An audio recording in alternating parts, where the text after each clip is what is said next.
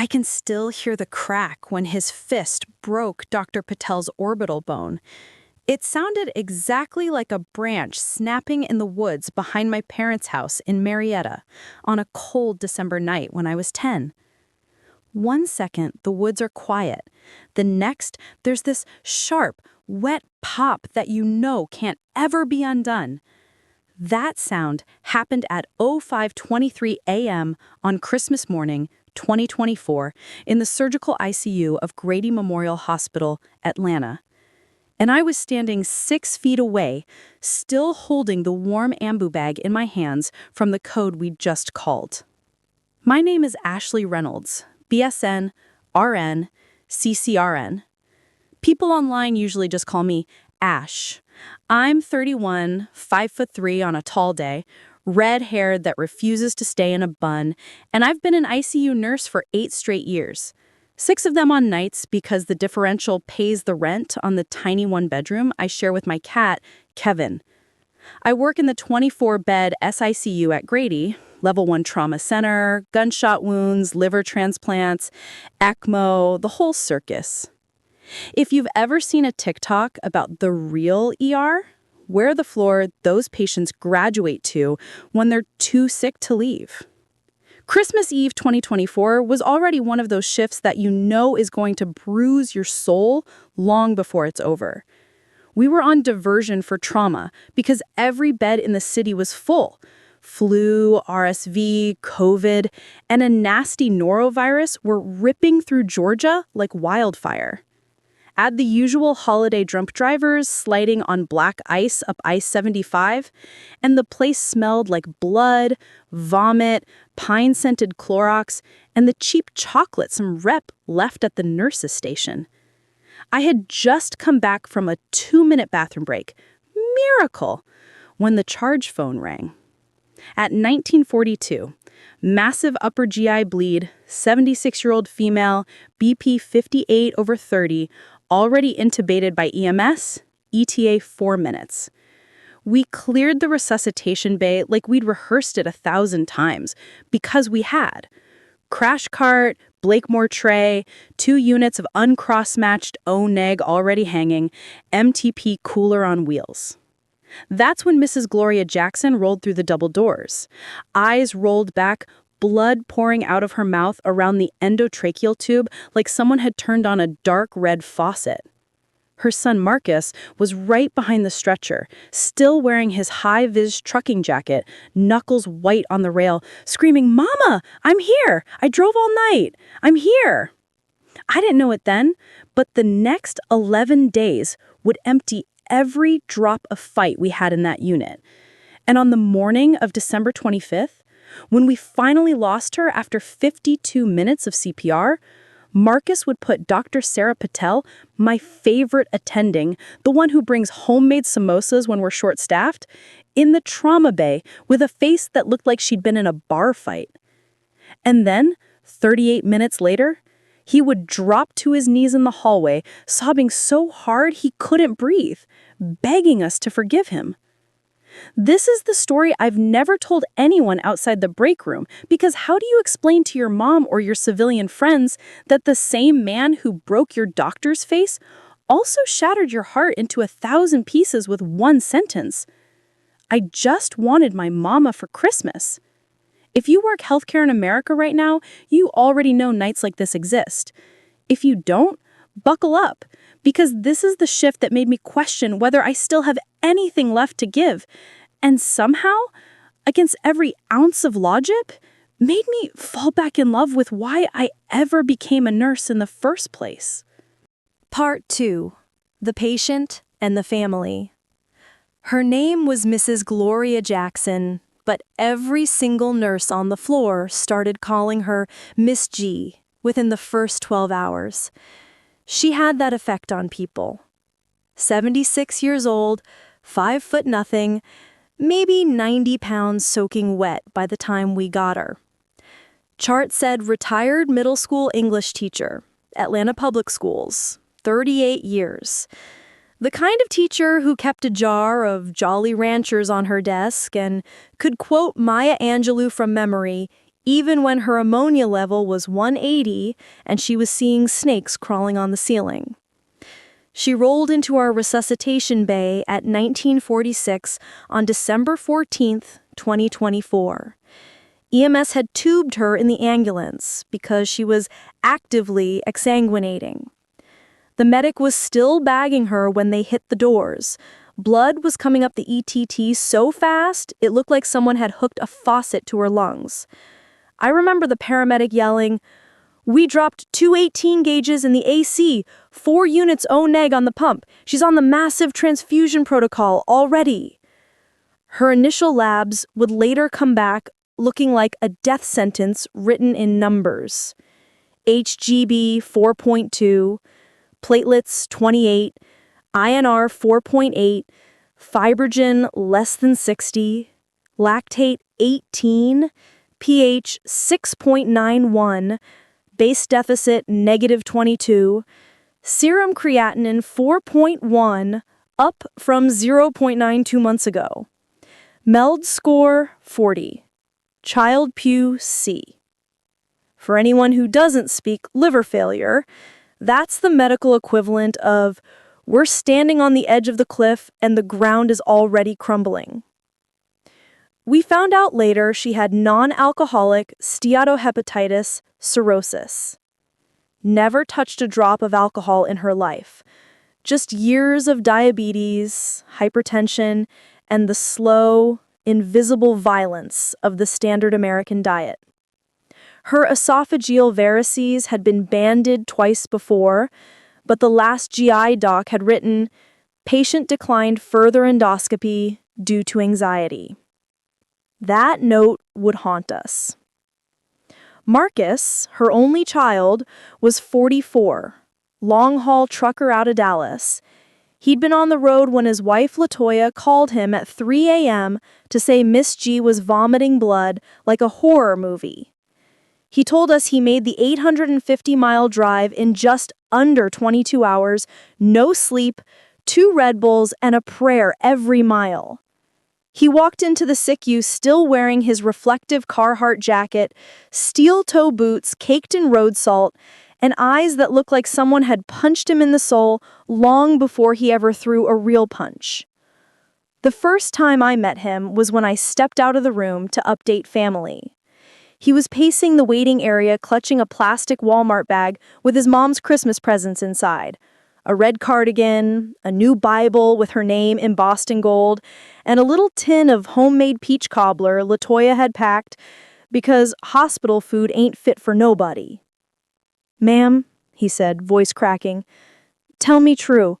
Is my mama gonna make it to Christmas?" I wanted to lie. God help me, I wanted to give him the soft version we're all trained to deliver.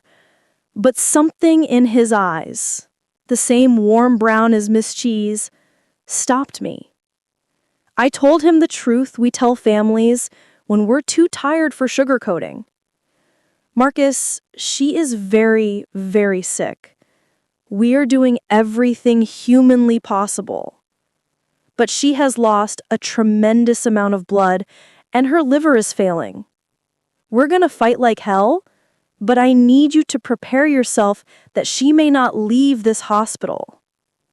He just nodded once, slow, like a man receiving a death sentence he already suspected. Then he whispered, "She raised me alone after my daddy died in Desert Storm. She's all I got." For the next 11 days, Marcus basically lived in that waiting room chair. He showered in the family lounge using the little travel kit the social worker gave him. He ate the cafeteria's dried-out turkey and gravy because it was free for ICU families. Every morning at 6:45, he would stand outside the glass doors and wave at his mom through the window, holding up handwritten signs. "Morning, Mama, I love you. Jesus got you, I promise. Keep fighting, we still gotta open presents." Inside the room, Miss G was intubated, sedated on propofol and fentanyl drips, Blackmore tube down her throat ballooned to 300 cc to tamponade the bleeding varices. We were dumping blood products into her faster than most humans have in their entire body. By day 5, the massive transfusion tally looked insane. 42 units packed red cells, 38 units FFP, 10 units platelets, 6 units cryo, 2 units prothrombin complex concentrate, and multiple doses of recombinant factor 7A off-label because we were desperate. She was on triple pressors, norepi, aso, and we even started Giapreza at one point. That's the $2,000 a vial pressor most hospitals keep locked up like it's plutonium. Continuous dialysis because her kidneys shut down. Daily bronchoscopies because she kept bleeding into her lungs. We tried to get her stable enough for TIPS radiology, but her platelets never stayed above 20 long enough. Every morning on rounds, Dr. Patel would look at the numbers, look at Miss G's swollen belly full of ascites and blood, look at Marcus standing at the glass, and say the same thing. We are doing everything, but we are buying hours, not days. And every morning, Marcus would nod, kiss the glass, and say, "Thank you for not giving up on my mama." He never once raised his voice during those 11 days. He brought us cookies his wife baked. He asked every nurse's name and used it. He cried quietly in the consult room when the chaplain prayed with him. He told me once, voice raw, "My mama always said nurses are angels walking on earth in Crocs." I believed him. We all did. We were fighting for Miss G because she was worth fighting for, and because Marcus loved her in a way that made you remember why you signed up for this job in the first place. By day 10, her skin was the color of wet paper. Her abdomen was tense and shiny from third spacing 25 liters of fluid. You could smell the liver failure. That sweet, sickly, late-stage cirrhosis smell no amount of peppermint oil under your mask can hide. On Christmas Eve, Dr. Patel pulled me aside after rounds. "Ash," he said, "if she makes it to midnight, I will be shocked. I've never seen anyone this sick survive this long. We need to prepare him."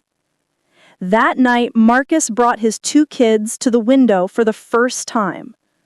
9-year-old Aliyah pressed her little hand to the glass while Miss G, miraculously awake for 30 minutes off sedation, managed the tiniest smile around the tubes. She lifted one finger, just one, and touched the glass back. I cried in the medroom. Half the night shift did. We had no idea that in less than 8 hours, the man who did nothing but gentle and grateful would put Dr. Patel in the same trauma bay his mother had arrived in with a face that looked like it had been through a windshield. Sometimes love isn't soft. Sometimes love is a fist looking for something to break when the universe has already taken everything that matters. And sometimes the person it breaks is the one who tried hardest to keep your world from shattering in the first place. Part 3. The moment everything exploded. Christmas morning, 04:17 a.m. The SICU was quiet in the way only ICUs get right before all hell breaks loose, like the air itself is holding its breath. Miss G had been circling the drain for 36 straight hours.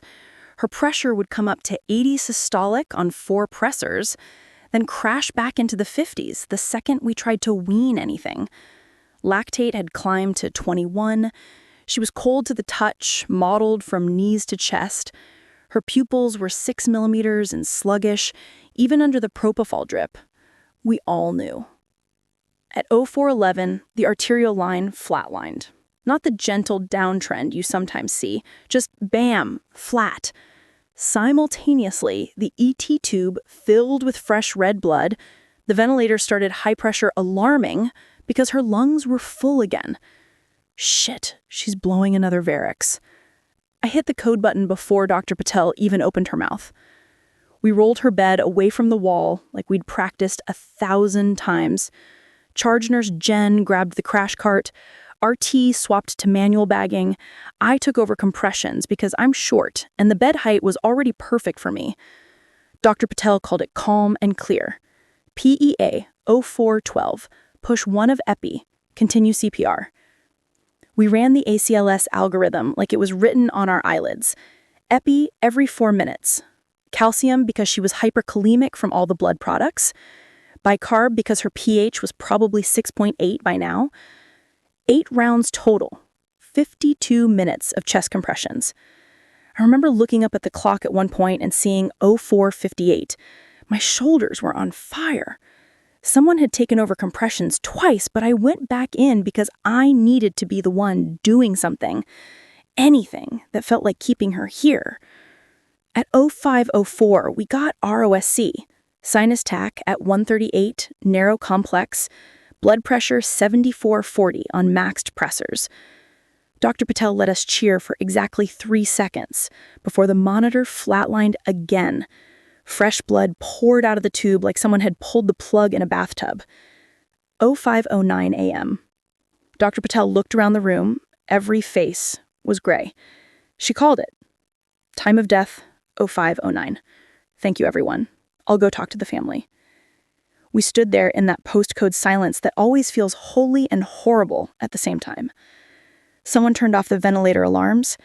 The only sound was the soft hiss of the propofol syringe pump, still pushing 50 mics per kg per minute into a woman who didn't need it anymore. Dr. Patel peeled off her gloves, washed her hands like she was scrubbing for surgery, and walked out to the quiet room where Marcus had been waiting since 3 a.m. I stayed behind to start cleaning up. I was bagging the lines, pulling the forest of IV tubing out of Miss G's arms, when I heard the scream. Not a normal scream, a sound I have never heard come out of a human being before or since. Like every ounce of pain in the universe had been crammed into one man's throat and detonated. Then came the crash. I ran. By the time I reached the family consult hallway, it was already happening. Marcus had Dr. Patel pinned against the wall outside the quiet room. His right hand was cocked back.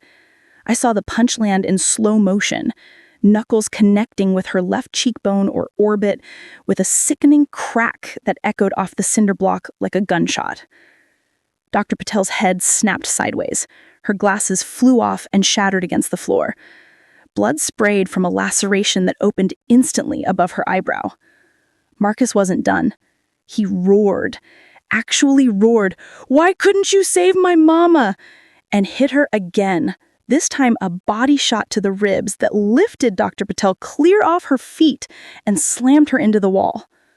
She crumpled. I've never moved so fast in my life. I threw myself between them, shoulder-checked him as hard as I could. He was 6'3" and probably 260 pounds. I'm 5'3" and 125 on a day I've eaten too many cookies. It was like hitting a brick wall, but it surprised him enough to stop the third punch. Charge nurse Jen tackled him from the side. Security officer Rodriguez, big Samoan guy who usually jokes with us, came barreling around the corner and wrapped him up in a bear hug from behind. Marcus fought like a wild animal. He was screaming, snot and tears and spit flying. "Let me go! She killed my mama! They killed her! She was fine yesterday!" He elbowed Sam in the face, splitting his lip. It took 4 of us, plus Sam, to get him down. I ended up kneeling on his right arm while Jen held the left. He was sobbing so hard his whole body shook under us, repeating over and over, "I just wanted her for Christmas. I just wanted my mama." Dr. Patel was on the floor 10 feet away, curled on her side, blood pouring from her face onto the tile. Her left eye was already swelling shut. She was conscious but dazed, trying to push herself up on one elbow, murmuring, "It's okay, it's okay." It wasn't okay. The overhead page went out, "Code gray, SICU, code gray." Within 30 seconds, the hallway filled with people, hospital police, the nursing supervisor, the chaplain, half the night shift. Someone put Marcus in flex cuffs. He stopped fighting the moment the plastic clicked. Just went completely limp, face down on the floor, crying like a little boy who dropped his ice cream. I crawled over to Dr. Patel. Her left cheek was deformed, obvious orbital blowout fracture. Blood was streaming from a 4-centimeter laceration over the eyebrow and another on her lower lip. She looked up at me with her good eye and whispered, "Don't let them hurt him. He's hurting worse than I am." I lost it right there. Started sobbing so hard I couldn't see. Security lifted Marcus to his feet. His face was destroyed by grief, swollen, red, wet. He wasn't the same man who'd brought us cookies 3 days ago. He looked hollowed out. As they started walking him toward the elevators to take him to APD custody, he suddenly twisted, dropped to his knees hard enough that I heard the tile crack under the impact, and lunged towards Dr. Patel. We all flinched, thinking he was going for her again. Instead, he threw himself flat on the floor in front of her and wrapped his arms around her legs like a child and wailed, "I'm sorry, Doc. I'm so sorry. Please forgive me. I didn't mean it. I just wanted my mama. I'm so sorry." Dr. Patel, face already turning purple, blood dripping onto her white coat, reached down with a shaking hand and laid it on his head. "I know, Marcus. I know. I forgive you." The hallway went dead silent, except for the sound of a grown man absolutely shattering. I looked around, and every single person, cops, nurses, techs, was crying. Even Officer Rodriguez had tears running down his cheeks. That was the moment the cameras in the ceiling recorded what would later go viral inside Grady. Never outside, thank God. A 260-pound truck driver, on his knees, cuffed, forehead pressed to the shoes of the doctor whose face he had just broken, begging for forgiveness he didn't deserve. And the doctor, tiny, bleeding, barely able to stand, giving it anyway. Part 4. Immediate aftermath. The fluorescent lights in the hallway felt too bright all of a sudden, like someone had cranked them up to interrogation level. Blood was everywhere. Dr. Patel's on the wall in a perfect handprint-sized smear, more on the floor, a few drops on my clogs that I didn't notice until hours later. The smell, iron and terror, hung in the air like smoke. Security had Marcus back on his feet. The flex cuffs were cutting into his wrists. You could see the skin turning white, then purple. He wasn't fighting anymore. He was swaying, vacant, repeating the same 3 words on a loop. "I'm sorry. I'm sorry. I'm sorry." Officer Rodriguez and APD Sergeant Brooks started walking him toward the staff elevators that go straight down to the patrol hold on the ground floor. I heard Rodriguez's voice crack when he said, "Easy, big man, we got you." Even the cop was shaken. Dr. Patel tried to stand up on her own and almost folded. Her left knee buckled. Later, we found out the body shot to her ribs had bruised 2 of them. I caught her under one arm, Jen took the other. Her face was already grotesque. The left side swollen to twice its size, eye completely shut, blood still pouring from the eyebrow lac. She looked at me, half her face collapsing, and said the most Sarah thing possible. "Ash, I need ice in a mirror. I have to be back for sign out at 7. I laughed. I don't know why, a hysterical bark that turned into a sob. "Sarah, you're going to the trauma bay right now. You're the patient." She started to protest, then the adrenaline dump hit her and her legs gave out completely. We lowered her to the floor. Someone grabbed a backboard, ironic as hell, and we slid it under her like she was any other trauma. I rode down in the elevator with her. Same elevator Marcus had just been taken down in handcuffs 2 minutes earlier. There was still a smear of his tears on the rail. We rolled her into Trauma Bay 1, the exact same bay Miss G had coded in 11 days ago. The irony was thick, you could choke on it. The trauma team lost their minds when they realized it was Dr. Patel on the gurney. "Sarah, what the hell?" Then they saw her face and went dead professional. CT stat, face, Orbits, C-spine, labs, lac repair kit. I stood there in my blood-spattered scrubs while the attending who usually runs the show became the one getting the cervical collar. Diagnosis came back fast. Left orbital blowout fracture, floor and medial wall. Zygomatic arch fracture. 4 centimeter stellate laceration eyebrow, 2 centimeter lip. Grade 2 concussion, 2 left rib contusions. No intracranial bleed, thank God.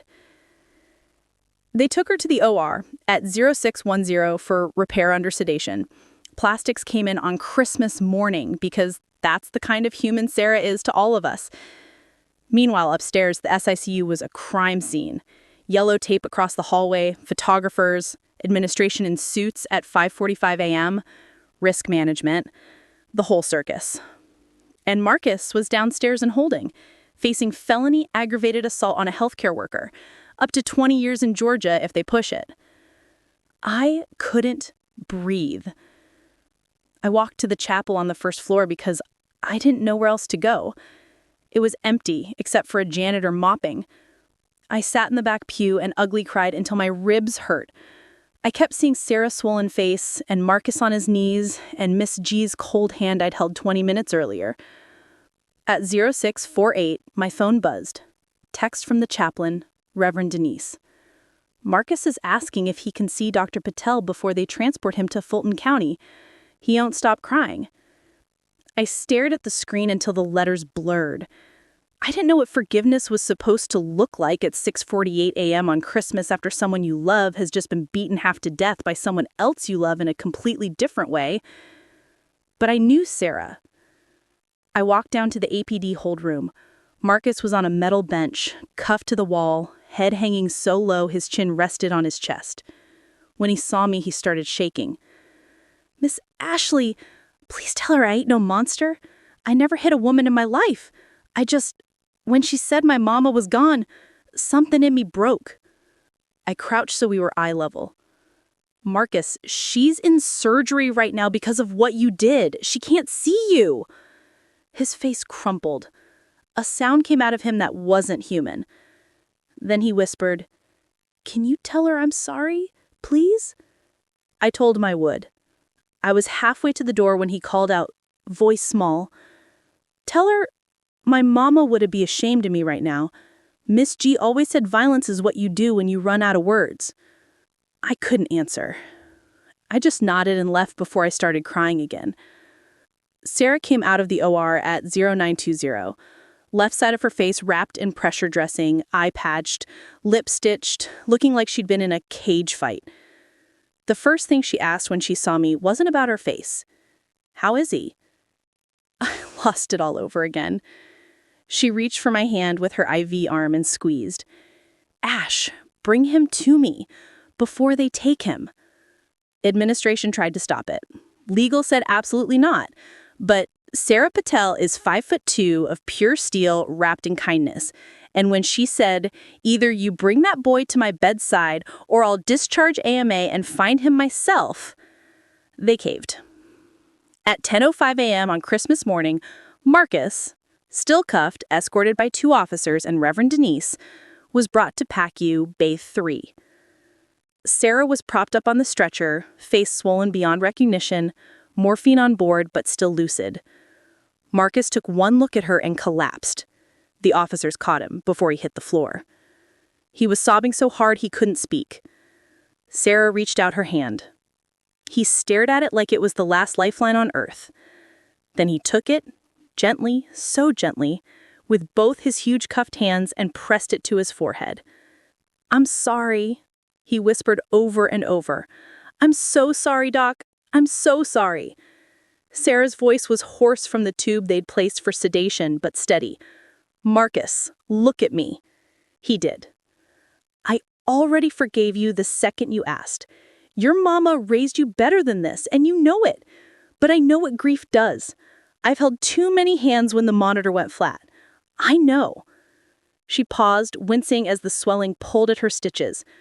"You didn't hurt me nearly as much as losing her hurt you. So we're even, you hear me? We're even." Marcus broke completely. A sound I hope I never hear again. Sarah turned to the officers. Uncuff him, please." They hesitated. She gave them the look, the same one that makes residents cry on rounds, and they did it. Marcus rubbed his wrists, then did the only thing he could think to do. He knelt, again, by her bedside, laid his head on the rail, and cried until there was nothing left. Sarah put her hand on his bald head and let him. Reverend Denise prayed over both of them. I stood in the doorway with Jen and 3 security officers, all of us crying like idiots. When they finally took Marcus away, charges reduced to simple battery, released on signature bond because Sarah refused to press felony charges, he stopped in front of me. He reached into his pocket with shaking hands and pulled out the little gold-embossed Bible he'd bought for his mama. He pressed it into my hands. Tell her my mama would have wanted her to have it, for being Jesus to me when I was the devil." Then he walked out into Christmas morning in handcuffs and a broken heart. Part 5. The knee drop moment. People always ask me what the exact moment was that broke me open and put me back together at the same time. It wasn't the punch. It wasn't the crack of bone or the blood on the wall. It was 38 minutes after the violence in PACU Bay 3 on Christmas morning, when a 260-pound trucker knelt at the bedside of the doctor whose face he had just destroyed and begged for a forgiveness he was certain he didn't deserve, and she gave it to him without hesitation. That was the moment I understood what grace actually looks like in real life. Let me take you there. 10:05 a.m., Christmas Day, 2024. Post-anesthesia care unit, Grady Memorial Hospital. The overhead lights in PACU were dimmed for the holiday. Little strings of multicolored Christmas lights the night shift had taped up weeks ago, still blinking lazily around the nurses' station. Sarah was in Bay 3, propped up at 30 degrees, face a swollen purple mess under the pressure dressing. Her left eye was completely shut, lip stitched and shiny with dermabond, a perfect imprint of knuckles blooming across her cheekbone. She had refused any more than 2 milligrams of morphine because I need to be awake for this. Marcus was escorted in by 2 APD officers, Rev Denise walking beside him like a quiet shepherd. He was still wearing the same high-vis jacket he'd had on for the last 11 days, now wrinkled and stained with tears, blood, and Grady Hospital floor grime. His wrists were raw and red from the flex cuffs they'd removed 10 minutes earlier. When he saw Sarah, his knees buckled so hard the officers had to catch him under the arms. He couldn't speak, just made this broken, keening sound, like a wounded animal that finally understands it's been caught. Sarah reached out her right hand, the one without the IV, and let it hang in the air between them. Marcus stared at it like it was a miracle. Then he dropped. Not dramatically for effect. He simply folded, every ounce of fight draining out of him at once. His knees hit the tile with a dull thud that I felt in my chest. He crawled the last 2 feet to her bedside on his hands and knees, head bowed, shoulders shaking with sobs that came from somewhere deeper than lungs. He wrapped both of his huge, trembling hands around her one small brown one and pressed it to his forehead like he was praying to it in church. "I'm sorry," he whispered, voice shredded. "I'm so sorry, Doc. I ain't never raised my hand to nobody in my life. I swear on my mama's grave, when you said she was gone, it felt like the world ended and I needed something to hit so it would stop spinning. I picked wrong. I picked you. I'm so sorry." Sarah let him cry for a long minute. Then she did the thing that still makes me tear up every time I tell this story. She threaded her fingers through his and squeezed. "Marcus," she said, soft but firm, the same voice she uses when she tells a resident they missed attention pneumo. "Look at me." He lifted his head. His face was destroyed, eyes swollen almost shut from crying, snot and tears mixing with the dried blood on his chin. He looked 10 years older than he had 11 days ago. "She had already forgiven you," she said. "The second you asked in that hallway, I forgave you.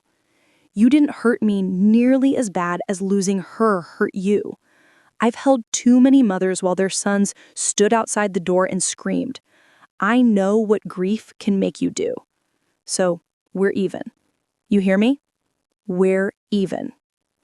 Marcus made that sound again, the one that isn't human, and folded forward until his forehead rested on the rail of her stretcher.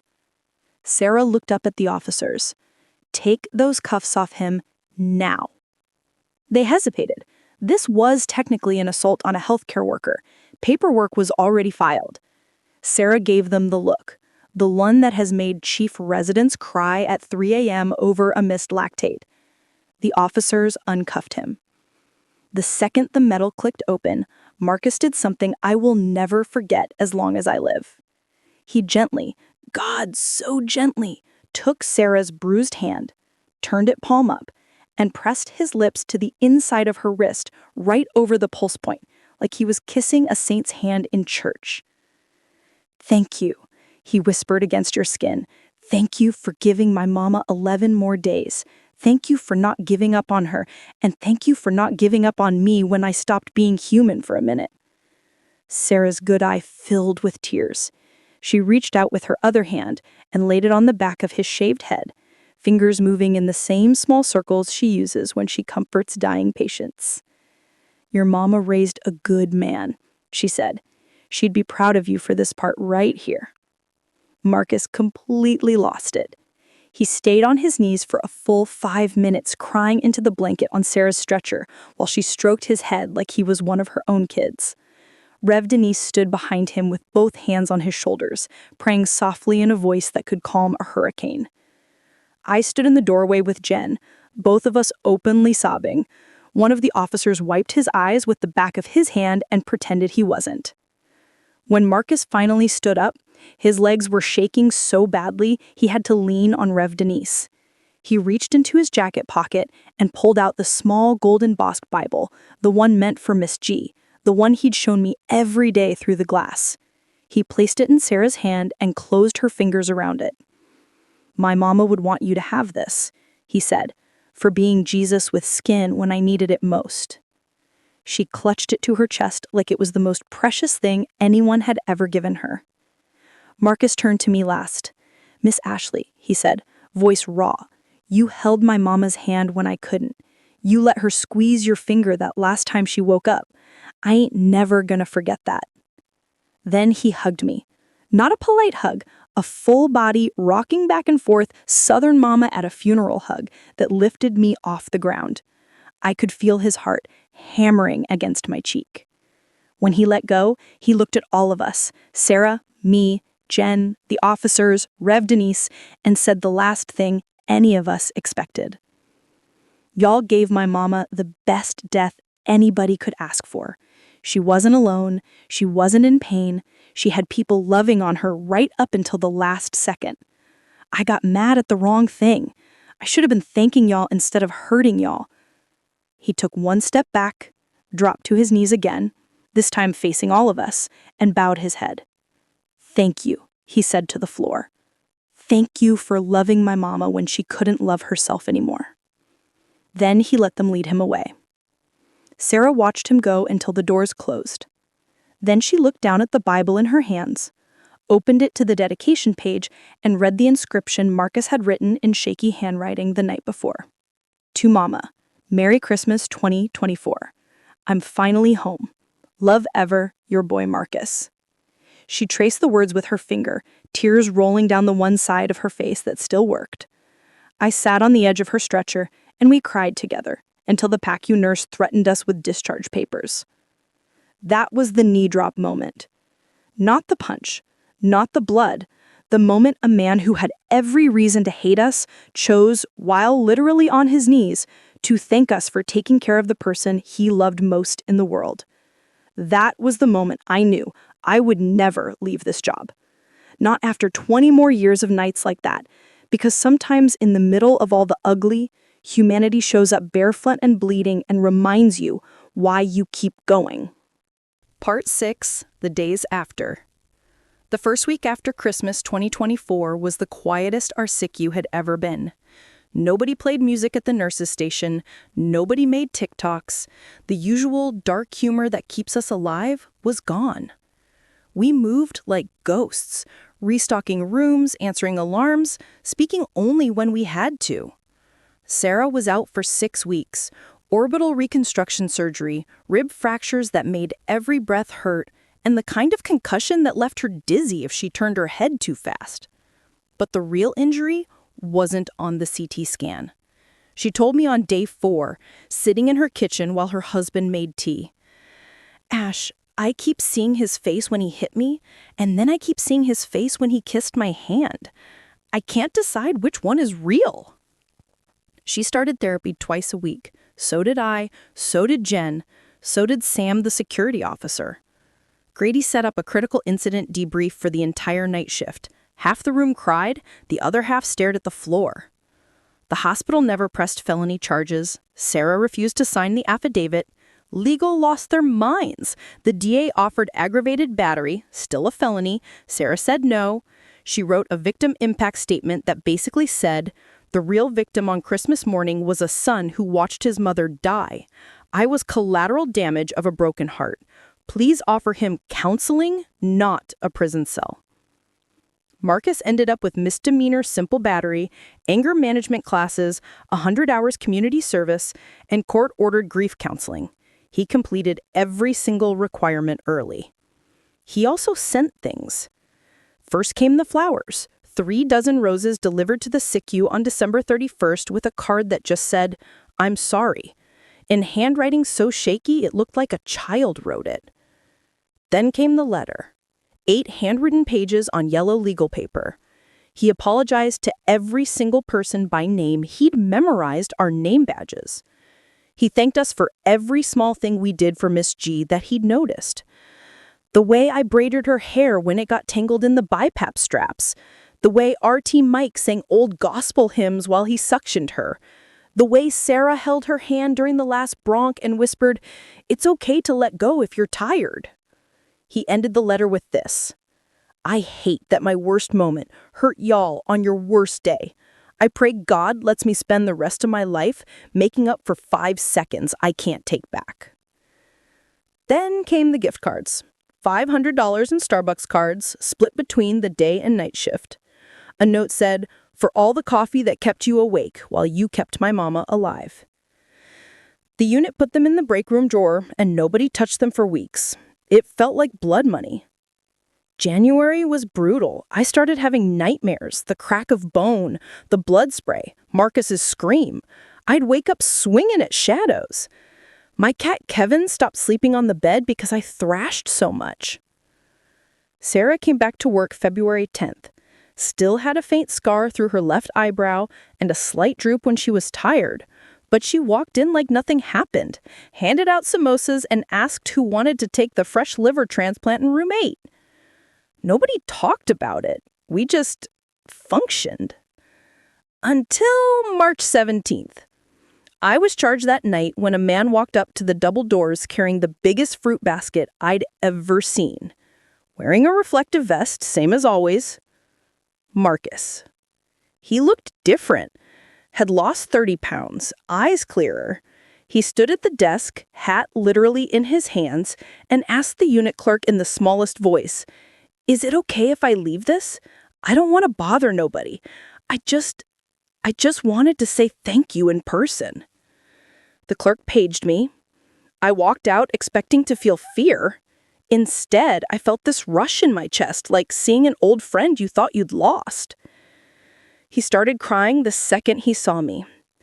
"Miss Ashley, I ain't slept right since that day. I just need y'all to know I'm trying to be the man my mama raised again." I hugged him in the hallway like it was the most natural thing in the world. He asked if he could see Sarah.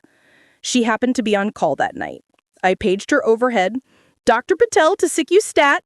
You're going to want to take this one personally." She walked out of the call room still tying her white coat. When she saw Marcus, she froze for a half second, then opened her arms. He fell into them like a child and sobbed into her shoulder while she held him up. They stayed like that for a full minute in the middle of the unit hallway, while vents alarmed and phones rang and nobody moved to stop it. When they finally let go, Marcus reached into his pocket and pulled out a check. Inside was a check for $8,400 made out to the Grady Foundation, ICU Staff Wellness Fund. Every penny he'd saved doing local routes instead of long haul since Christmas. "He can't fix what he broke," he said, "but maybe I can help pay for the therapy y'all needed because of me." Sarah tried to give it back. He wouldn't take it. Then he did the thing that finally made the entire night shift lose it in the break room. He got down on his knees again, right there in front of the nurses' station, in front of patients' families walking by, in front of God and everybody, and said loud enough for the whole unit to hear, "I'm sorry. I'm sorry I hurt you when you were already hurting. Thank you for giving my mama the most love anybody ever showed her. Thank you for giving me grace when I didn't deserve it. I will never forget what you did for us." Then he stood up, wiped his face with the sleeve of his jacket, and walked out, without waiting for anyone to say it was okay. Sarah sat down hard on the stool behind the desk and cried into her hands. Jen closed the break room door, and we all stood there sobbing like someone died all over again. But it wasn't death this time. It was something being born. The fruit basket sat on the desk for 2 weeks. Every nurse took one piece home to their family and told the story. The check bought massage chairs for the break room and paid for 6 months of the employee assistance counseling sessions. Marcus started volunteering with the chaplaincy department on his days off, sitting with other families waiting for bad news. Sarah keeps Miss G's Bible on the top shelf in her office. She opens it when she has to give the worst news to another family. And me? I still have nightmares sometimes. But now when I wake up swinging at shadows, I remember a 260-pound man on his knees in a hospital hallway, kissing the hand of the doctor he injured. And I remember that redemption is real. It's ugly. It's slow. It hurts like hell. But it's real. Part 7. Reflection, and what it did to all of us. A year is a strange amount of time in the ICU. It's long enough for residents to become attendings, for new grads to stop throwing up after their first code, for the night shift crew to get 2 new babies and 1 divorce. It's also short enough that some wounds still ache when the weather changes. By December 2025, most of the country had forgotten the viral TikTok. Someone's cousin filmed 30 seconds of the hallway aftermath on their phone, and it got 42 million views before Grady Legal made them take it down. The headlines moved on to the next tragedy. But inside our SICU, Christmas still smelled like blood and forgiveness. Sarah's scar is a thin white line through her left eyebrow now. She calls it her lightning bolt and jokes that it makes her look like a Harry Potter character. Kids in the peds ICU think it's cool. She never hides it. I still flinch sometimes when a family member raises their voice in the hallway. My therapist says that's normal. 63% of ICU nurses report symptoms of PTSD in the 2023-2024 AACN survey. I'm one of the statistics now. So are Jen, Mike the RT, and Sam the security officer. We meet for coffee once a month and talk about everything except that night, until someone brings it up, and then we all cry in the Waffle House parking lot like idiots. Healthcare violence isn't rare. You've seen the numbers. 1 in 4 nurses assaulted in the last year alone. Bureau of Labor Statistics, 2024. 21 states still treat punching a nurse as simple misdemeanor assault, same as a bar fight. My own hospital had 8 documented assaults on staff in 2024 before November. What happened to Sarah should have been just another data point. Except it wasn't, because of what Marcus did next. He never stopped showing up.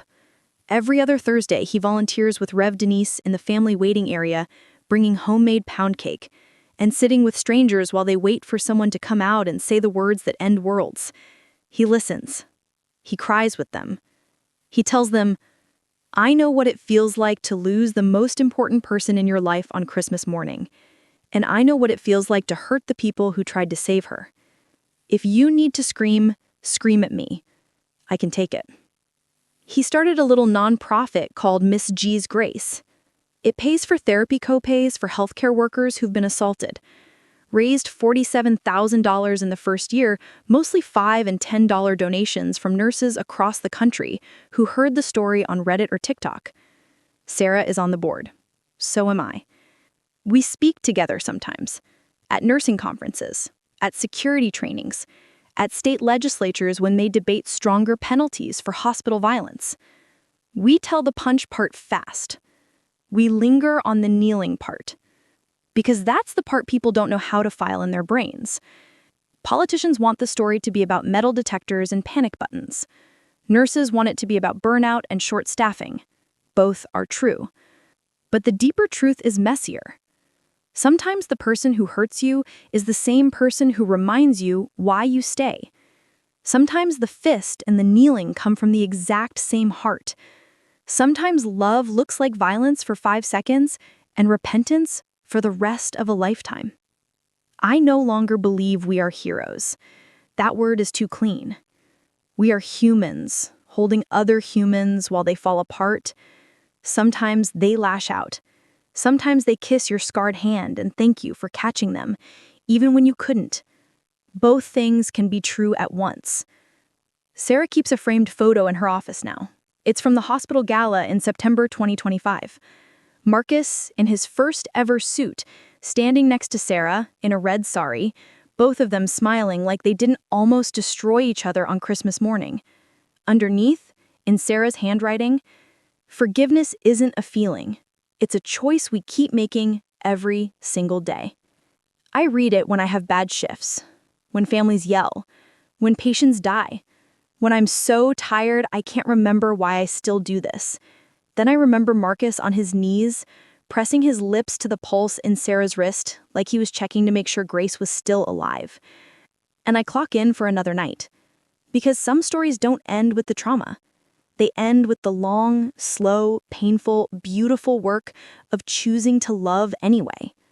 That's the part no one puts in the headlines. But it's the only part that matters. Part 8, Christmas 2024. December 25th, 2024, 07:12 a.m. SICU, Grady Memorial Hospital.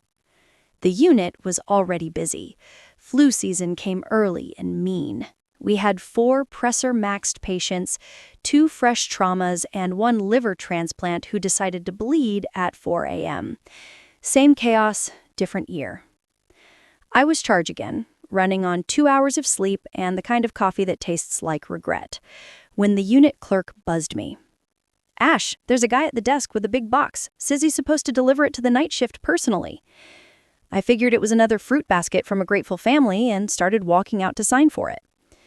Then I saw him, Marcus, wearing a crisp white shirt, sleeves rolled up, same reflective vest folded neatly over his arm like he'd just come off a run.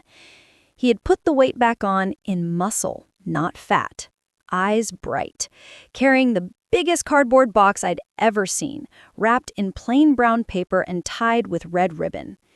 He smiled when he saw me, small, shy, the same smile he used to give through the glass when Miss G was still alive.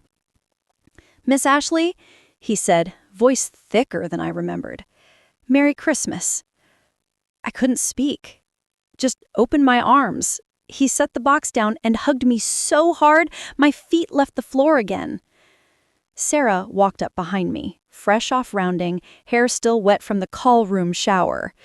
When she saw him, she stopped dead, then started running, actually running, and threw herself into his arms like they were old war buddies. We stood there in the hallway, hugging and crying like lunatics, while monitors beeped and pumps alarmed, and nobody cared. Marcus finally pulled back, wiped his face with the heel of his hand, and pointed to the box. "I made something. Took me 11 months. Worked doubles, sold my trailer, learned how to use my daddy's old woodworking tools. I want y'all to have it." He knelt, of course he knelt, and started untying the ribbon with shaking hands. Inside was a wooden plaque, hand-carved, about 3 feet tall and 2 feet wide. dark walnut, polished until it glowed. At the top, in perfect cursive relief, "In loving memory of Gloria Denise Jackson, Miss G, 1948-2024. She taught us how to read the world with kindness." Below that, carved deeper, the words we all still hear in our nightmares and our dreams. She wasn't alone. She was loved until the very last second. Thank you for giving my mama the best death anyone could ask for. And at the bottom, carved so deep it cast a shadow. Forgiveness is love after it has been crucified. By Marcus Jackson and the Grady SICU Night Shift, Christmas 2024. Under the words, he had carved every single name of every nurse, doctor, RT, tech, housekeeper, and security officer who touched Miss G's life during those 11 days. 47 names! Mine was right under Sarah's. The back of the plaque had a brass plate. Donated December 25th, 2024, by her son Marcus, who learned grace from the people who held his mother when he couldn't. He had mounted it on a heavy base so it could stand free. We all just stared. Nobody moved. Nobody breathed. Then Jen, tough as nails Jen, who once intubated a guy while he was punching her, dropped her clipboard and started sobbing. One by one, we folded. Grown men, seasoned nurses, the transporter who's seen everything. We sat on the floor in a circle around that plaque and cried like someone had opened a valve in our chests that had been sealed shut for a year. Marcus finally pulled back, wiped his face with the heel of his hand, and said the only thing he could manage. "I just wanted y'all to know she mattered. And y'all mattered to her. And you mattered to me. Forever." Sarah stood up, walked to the nurse's station, and came back with the little gold Bible. She opened it to the flyleaf where Marcus had written the Christmas inscription to his mama, turned to a blank page at the back, and wrote in her neat doctor handwriting, "Christmas 2024. To the SICU Night Shift. You gave a son his mother for 11 more days, and you gave a violent man a second chance to be human. I am proud to serve with you. Love, Sarah Patel, MD." She handed the Bible to Marcus. He pressed it to his heart, then placed it gently at the base of the plaque like an offering. The plaque lives in our break room now, right above the coffee pot where no one can miss it. Every new nurse, every new resident, every traveler who comes through gets the same instruction on orientation. Read the plaque, then decide if you're strong enough to work here. Some people cry, some people nod and roll up their sleeves. Either reaction is acceptable, because this job will break your heart. It will put you on your knees, sometimes literally. But every once in a while, it will also let you witness a love so fierce that it punches through bone and then spends the rest of its life trying to heal what it broke.